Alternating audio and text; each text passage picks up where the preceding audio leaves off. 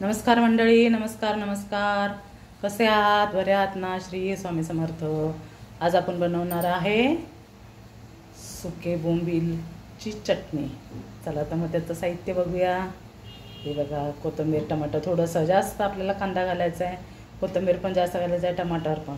हे गरम मसाले सगळ्यात आपल्या घरचा मसाला आहे, हळदी, नमक आहे, हळदी आहे, धने पावडर आहे, थोडासा गरम मसाला आहे. आपले बोंबील स्वच्छ भाजले, त्याला एकदम छान भाजले स्वच्छ, त्याला म्हणजे आता भिजत घातल्यात, आता स्वच्छ धुवायचं. त्यामध्ये रेती असते, ठीक आहे, त्यामुळं स्वच्छ धुवायचं. ओके, आता आपण हे तेल ठेवलं. आपण ह्याच्यामध्ये थोडंसं आपल्याला टाकायचं आहे जिरं. जिरं तडतडलं की त्यामध्ये आपल्याला घालायचं आहे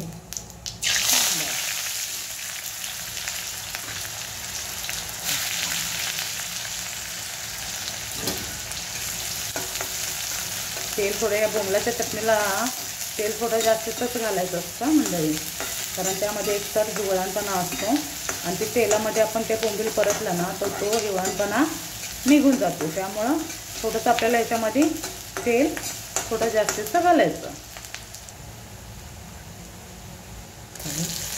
आपल्याला टमाटर पण आपल्याला छानपैकी मऊ करून घ्यायचं.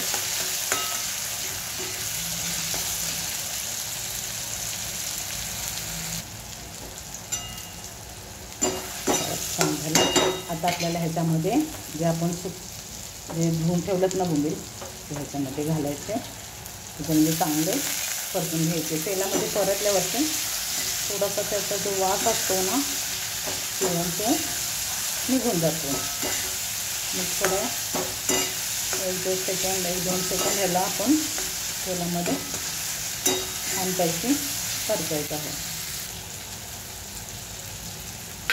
छानपैकी आपण तेलामध्ये याला परतलेला आहे. आता हा जे मसाले आहेत ते करून टाकायचे आपण ह्याच्यामध्ये.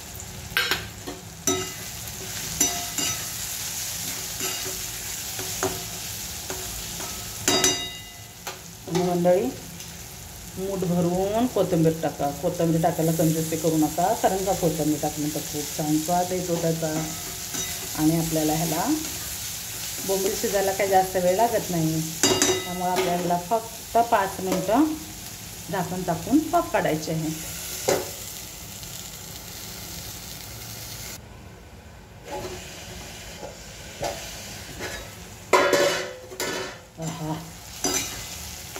सुटलं का तुमच्या तोंडाला पाणी? कसं एकदम चमचमीत आणि झणझणीत दिसतंय का तुम्हाला? आता आपली ही खाण्यास तयार आहे. मंडळी, कशी वाटली आपली बोंबलाची चटणी?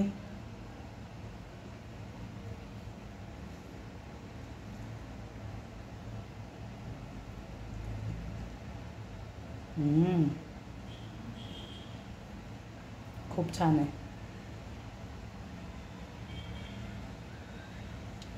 मला कमेंटमधून सांगा, तुम्हाला सुके बोंबील आवडतात खायला की ओले बोंबील आवडतात? मला तर दोन्ही पण आवडतात. चला, भेटूया अशा छान छान व्हिडिओमध्ये. तोपर्यंत बाय.